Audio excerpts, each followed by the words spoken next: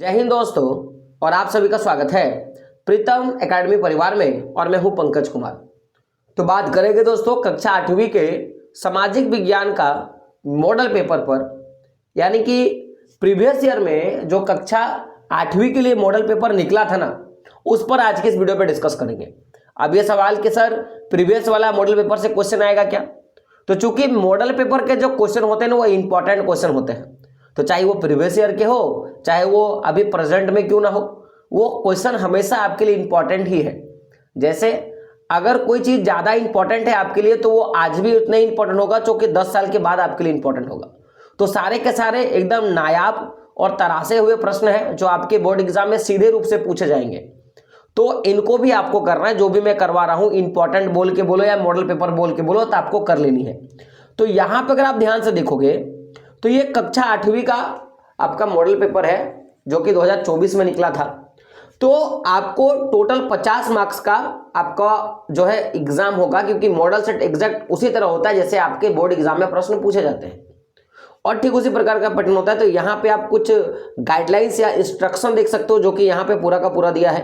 बात करेंगे प्रश्नों पे, तो सबसे पहला प्रश्न क्या है, और प्रश्न क्या है आपका कि लॉर्ड क्लाइव ने भारत का मानचित्र तैयार करने की जिम्मेदारी किसको सौंपी थी, है ना? लॉर्ड क्लाइव ने ये जो भारत का जो मैप है ना, उसको डिजाइन करने का रिस्पॉन्सिबिलिटी जो है ना, वो किसे दिया था, ये आपका प्रश्न है।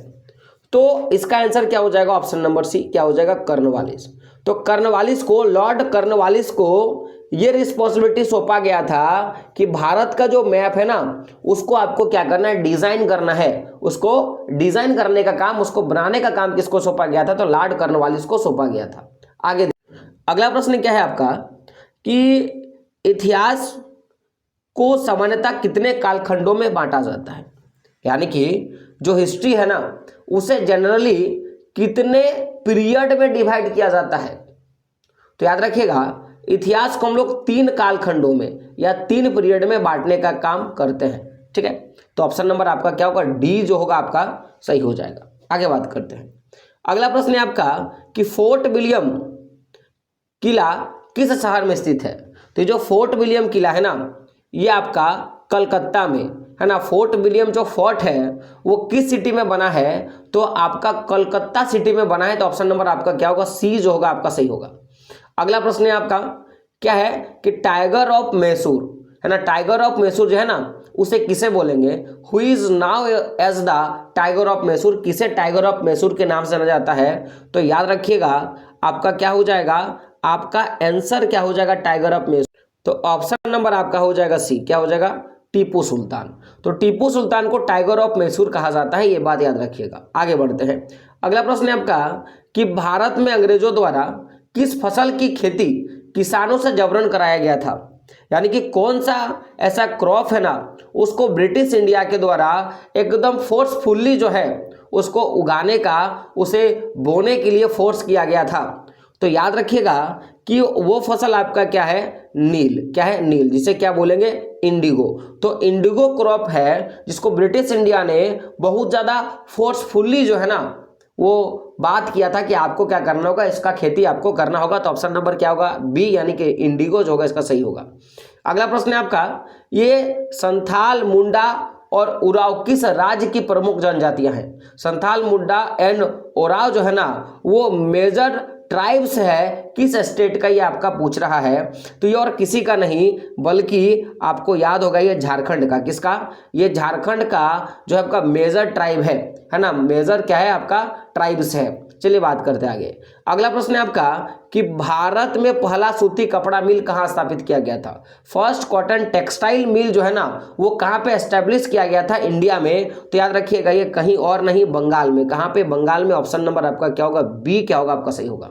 चलिए आगे बढ़ते हैं। अगला प्रश्न है आपका कि इनमें से कौन 1857 की क्रांति से संबंधित है, यानी कि कौन जो है रिलेटिव है रेवोल्यूशन ऑफ जो है आपका 1857 का जो है, कौन रेवोल्यूशन का रिलेटेड लगता है, कौन रिलेटेड है? तो याद रखिएगा 8 का क्या हो जाएगा? Option number C, Mangal Pandey. तो मंगल पांडे जो है ना, वो आपके 1857 के रेवोल्यूशन से रिलेटेड रखता है अपने आप को। तो ऑप्शन नंबर सी आपका क्या होगा? सही होगा। चलिए आगे बात करते हैं। अगला प्रश्न है आपका कि 1857 ईस्वी के विद्रोह का तत्कालिक कारण क्या था, यानी कि इमीडिएट केस जो था ना वो रेवुलेट ऑफ 1857 यानी कि 1857 के क्रांति का इमीडिएट केस क्या था, किस कारण से 1857 का क्रांति हुआ था, ये आपका प्रश्न है। तो याद रखिएगा कि यूज ऑफ जो होता है ना कि चर्बी, यानी कि कारतूस में जो है चर्बी वाले कारतूस का जो अफवाह फैला था ना, इसके कारण ही जो था आपका पूरा का पूरा तत्कालिक कारण था जिसके कारण 1857 का विद्रोह हुआ था। तो ऑप्शन नंबर आपका क्या हो जाएगा, डी आपका क्या होगा, सही हो जाएगा, यूजिंग फैट। ठीक है, अगला प्रश्न क्या है आपका कि किस दस्तावेज को भारतीय शिक्षा का मैग्ना कार्टा कहा जाता है, which documents is now as the Magna Carta of the Indian education, यानी कि भारतीय शिक्षा का मैग्ना कार्टा किस डॉक्यूमेंट्स को कहा जाता है, तो वुड डिस्पेच, किसे बोलेंगे, वुड डिस्पेच। ऑप्शन नंबर आपका क्या होगा, बी जो होगा आपका सही हो जाएगा। चलिए बात करते हैं आगे। अगला प्रश्न है शांति निकेतन का स्थापना किसने किया था, है ना, ये जो ना हु फाउंडेड शांति निकेतन, तो शांति निकेतन का स्थापना रविंद्रनाथ टैगोर के द्वारा किया गया था। तो ऑप्शन नंबर ए आपका क्या होगा, सही होगा। चलिए आगे बात करते हैं आगे। अगला प्रश्न है आपका कि बेटी बचाओ बेटी पढ़ाओ कार्यक्रम की शुरुआत किसने किया था, है ना, when was the Beti Bachao Beti Padhao programme launch, है ना, बेटी बचाओ बेटी पढ़ाओ जो आपका प्रोग्राम है वो कब लॉन्च किया गया था, तो याद रखिएगा ये हुआ था 22 जनवरी 2015 को, है ना, 22 जनवरी 2015 को जो है ये प्रोग्राम किया गया था, बेटी बचाओ बेटी पढ़ाओ। ठीक है, आगे बात करते हैं।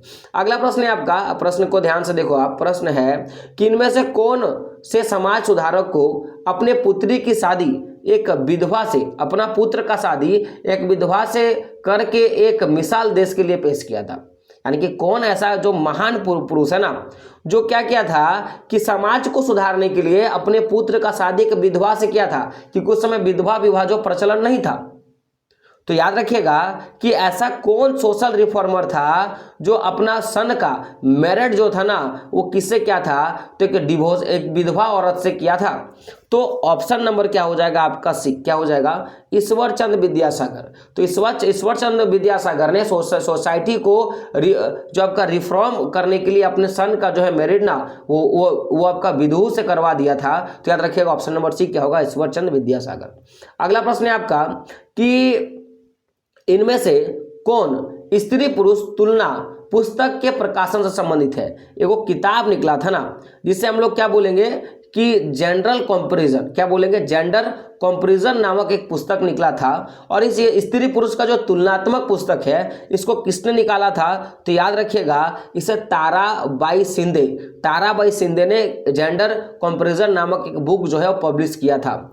अगला प्रश्न है आपका, प्रश्न क्या है कि इनमें से किन्हें पेरियर के नाम से जाना जाता है, पेरियार, क्या है, इनमें से किन्हें पेरियार के नाम से जाना जाता है, who among the following is now as Periyar. तो पेरियार के नाम से किसे जाना जाता है, तो ऑप्शन नंबर ए क्या होगा, सही होगा, ईवी रामास्वामी नायर जो है ना इसे पेरियार के भी नाम से जाना जाता है। अगला प्रश्न है आपका 16 नंबर का प्रश्न है कि 1817 ईस्वी में कलकत्ता में हिंदू कॉलेज की स्थापना किसने किया था, है ना, who founded the Hindu college in Calcutta in 1870, यानी कि 1817 में कलकत्ता में हिंदू कॉलेज का स्थापना किसने किया था। तो 16 का आंसर क्या होगा, ऑप्शन नंबर बी, राजा राम मोहन राय ने हिंदू कॉलेज की स्थापना जो है कलकत्ता में किया था। अगला प्रश्न क्या है आपका कि निम्न में से किसे अगस्त क्रांति के नाम से जाना जाता है, तो अगस्त रेवोल्यूशन जो है ना उसके नाम से किस क्रांति को जाना जाता है, तो याद रखिएगा आपका जो भारत छोड़ो आंदोलन है ना, ये भारत छोड़ो आंदोलन, ठीक है ना, यही क्या होगा आपका क्विट इंडिया मूवमेंट जो है जिसे अगस्त रेवोल्यूशन या कि अगस्त क्रांति के नाम से जाना जाता है। चलिए आगे बढ़ते हैं। अगला प्रश्न है आपका कि इनमें से कौन से क्रांतिकारी ने 8 अप्रैल 1929 ईस्वी को केंद्रीय असेंबली में बम फेंकने का काम किया था। तो सेंट्रल असेंबली में 8 अप्रैल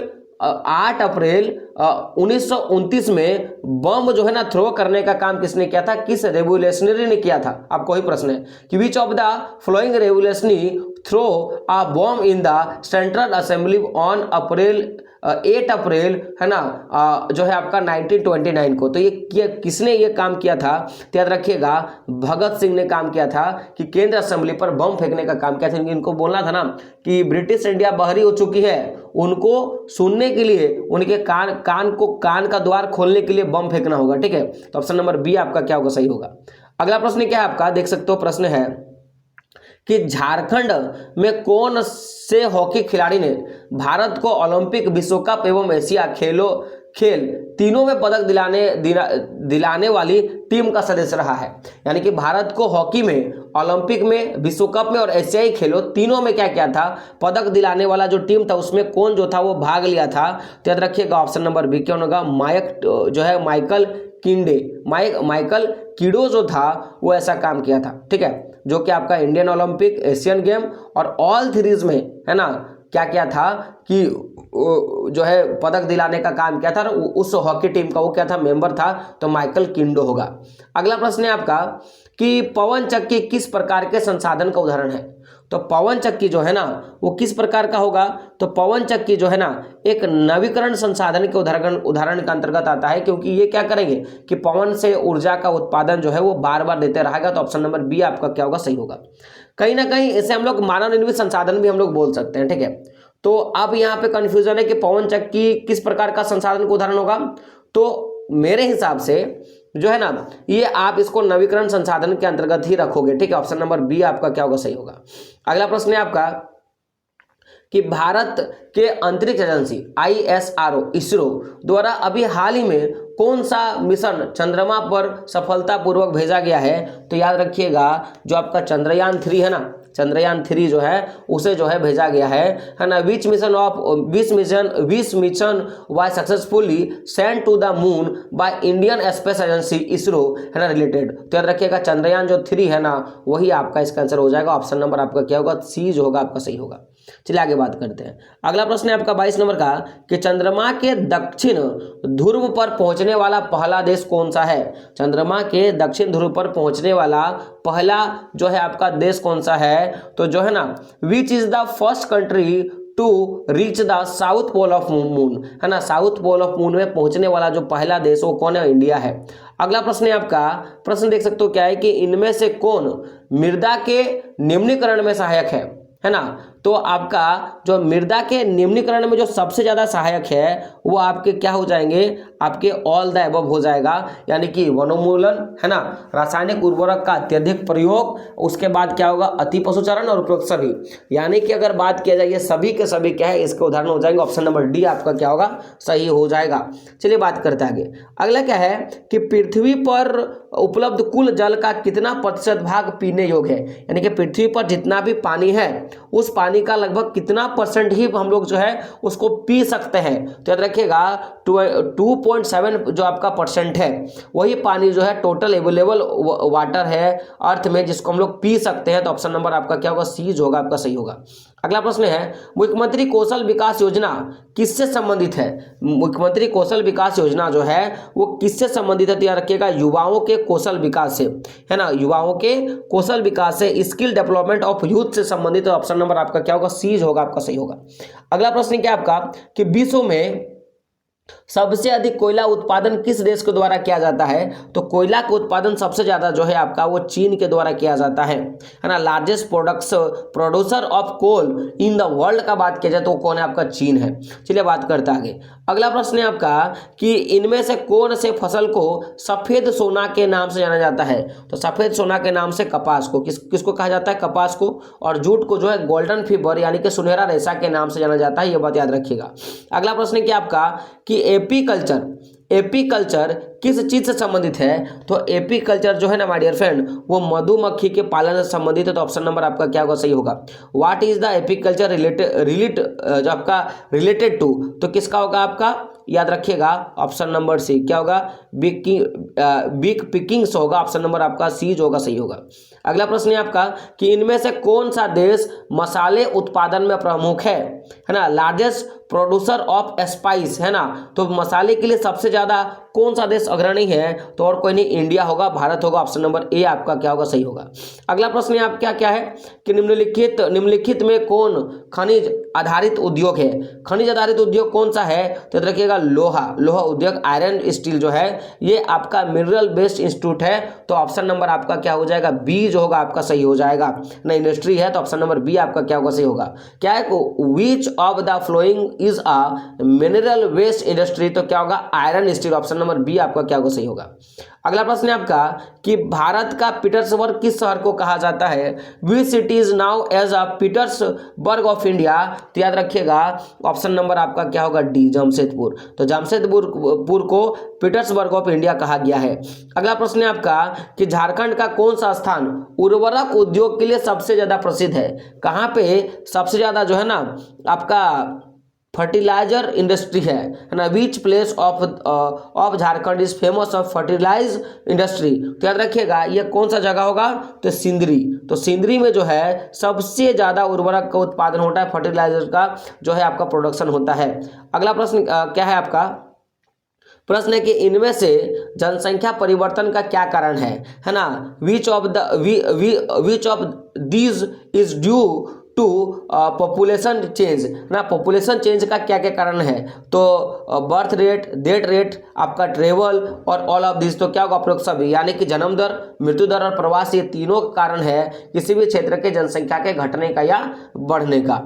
अगला प्रश्न है आपका कि आजादी के बाद भारत ने किस तरह की शासन पद्धति को अपनाया है? हम लोग जब इंडिपेंडेंट हुए ना तो इंडियन गवर्नेंस सिस्टम है ना किस चीज को अडॉप्ट किया है? Which type of governance system did India adopt after independency? है ना, आजादी के बाद हम लोगों ने किस प्रकार के पद्धति को अपनाया है, किस प्रकार के सिस्टम को? तो संघीय शासन व्यवस्था को, यानी कि पार्लियामेंट्री रूल को हम लोग अपनाने का काम किया। तो ऑप्शन नंबर बी आपका क्या होगा? सही होगा। अगला प्रश्न है आपका कि भारतीय संविधान द्वारा अपने नागरिकों को कितने तरह के मौलिक अधिकार दिए गए हैं ना? तो आपका है ना कि आपका फंडामेंटल राइट जो है ना, फंडामेंटल राइट जो है वो हमारी कंट्री कितने तरह के दी है? तो याद रखिएगा 35 का क्या होगा? ऑप्शन नंबर आपका सी जो होगा सही होगा, यानी कि 6 प्रकार का जो है आपका मौलिक कर्तव्य हमें दिया गया है। अगला प्रश्न है आपका कि भारतीय संविधान धर्म को लेकर कैसा है? तो याद रखिएगा पूरा का पूरा क्या धर्मनिरपेक्ष है। क्या धर्मनिरपेक्ष है? यानी कि हम लोग बात करेंगे रिलीजन को लेकर किस तरह का ये काम करता है। तो ये क्या स्केलर है? क्या स्केलर है? याद रखिएगा। अगला प्रश्न है आपका भारत की प्रथम महिला प्रधानमंत्री कौन है? तो याद रखिएगा भारत का जो फर्स्ट लेडी प्राइम मिनिस्टर का बात किया जाए ना, women prime minister of India का बात किया जाए तो और वो कोई नहीं बल्कि आपका हो जाएगा प्रतिभा देवी सिंह पाटिल, यानी कि ऑप्शन नंबर आपका क्या होगा? बी क्या होगा? सही होगा। अगला प्रश्न है आपका कि भारत सरकार को जन सुविधाओं के लिए पैसे कहाँ से आते हैं?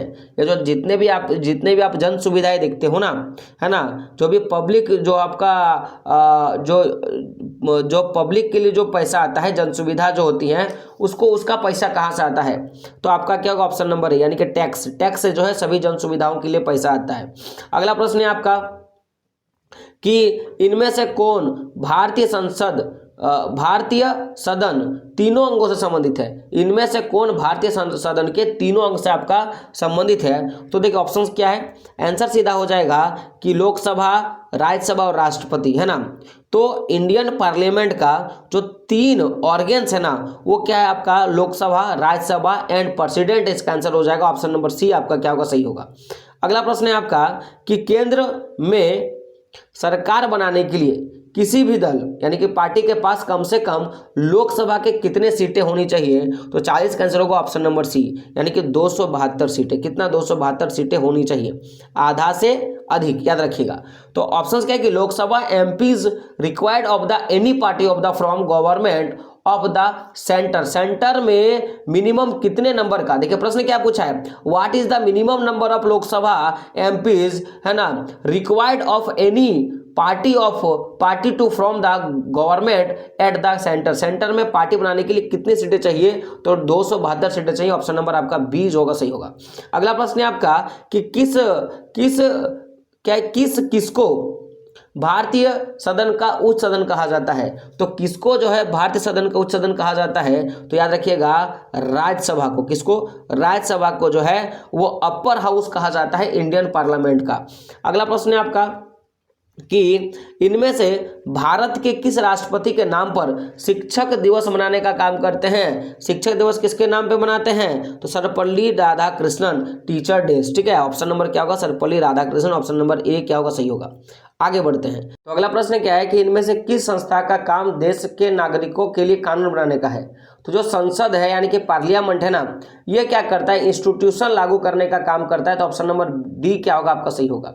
अगला प्रश्न क्या है आपका कि झारखंड राज्य से कितने सांसदों का चुनाव लोकसभा के लिए होता है? तो कितने एमपी जो है ना वो लोकसभा के लिए चुने जाते हैं? तो याद रखिएगा 14। ऑप्शन नंबर क्या होगा? डी जो होगा आपका सही होगा। अगला प्रश्न है आपका कि झारखंड उच्च न्यायालय का स्थापना कब हुआ था? तो when was Jharkhand high court establish? याद रखिएगा 15 नवंबर 2000। ऑप्शन नंबर सी आपका क्या होगा? सही हो जाएगा। क्या हो जाएगा? ऑप्शन नंबर सी आपका क्या सही हो जाएगा। अगला प्रश्न है आपका कि देश में उच्च न्यायालयों की कुल संख्या कितनी है? देश में उच्च न्यायालयों की कुल संख्या कितनी? तो याद रखिएगा 24। जेगो जिला है तेगो है ना, जेगो राज्य तेगो उच्च न्यायालय, याद रख लीजिएगा। अगला प्रश्न है कि FIR का फुल फॉर्म क्या होता है? तो फर्स्ट क्या हो जाएगा आपका? फर्स्ट इंफॉर्मेशन रिपोर्ट, यानी कि ऑप्शन नंबर आपका क्या होगा? ए जो होगा सही हो जाएगा। फर्स्ट इंफॉर्मेशन रिपोर्ट आपका क्या होगा? FIR का फुल फॉर्म होता है। अगला प्रश्न है कि वैसे समुदाय जो गरीब और शिक्षा के कारण विकास में पीछे छूट जाते हैं, ऐसे समुदाय के लिए कौन सा शब्द प्रयुक्त किया जाता है? तो याद रखिएगा ऐसे समुदाय के लिए हम लोग क्या करते हैं? हाशिए का। किसका? है ना, हमको हाशिए का प्रयोग करते हैं। ऑप्शन नंबर बी आपका क्या होगा? सही हो जाएगा। अगला प्रश्न है आपका कि झारखंड में कितना प्रतिशत आबादी अनुसूचित जनजाति का है? तो अनुसूचित जनजाति का कितना परसेंट आबादी है? तो याद रखिएगा 26%, यानी कि 26% जो है ना वो आपका शेड्यूल ट्राइब्स के लिए, ST के लिए है। और अगला प्रश्न क्या आपका कि सरकार द्वारा बालिकाओं की समृद्धि से संबंधित योजना कौन सा है? बालिकाओं के लिए, लड़कियों के लिए समृद्धि वाला कौन सा योजना है? तो याद रखिएगा सुकन्या समृद्धि योजना। ऑप्शन नंबर बी आपका क्या होगा? सही होगा। तो क्लास 8 के लिए ये सारे क्वेश्चन जो है ना वो बहुत ज़्यादा इंपॉर्टेंट है, VVI प्रश्न है, तो इसको याद कर लीजिए। दोस्तों तक वीडियो को शेयर कर लीजिए और चैनल पर नए चैनल को सब्सक्राइब जरूर कर ले। और सबसे बड़ी बात, जो हमारा टेलीग्राम ग्रुप है, व्हाट्सएप ग्रुप है, वहाँ पे ज्वाइन जरूर हो जाए। मिलते हैं दोस्तों अगले वीडियो में, तब तक के लिए जय हिंद, जय भारत और आपका दिन शुभ हो।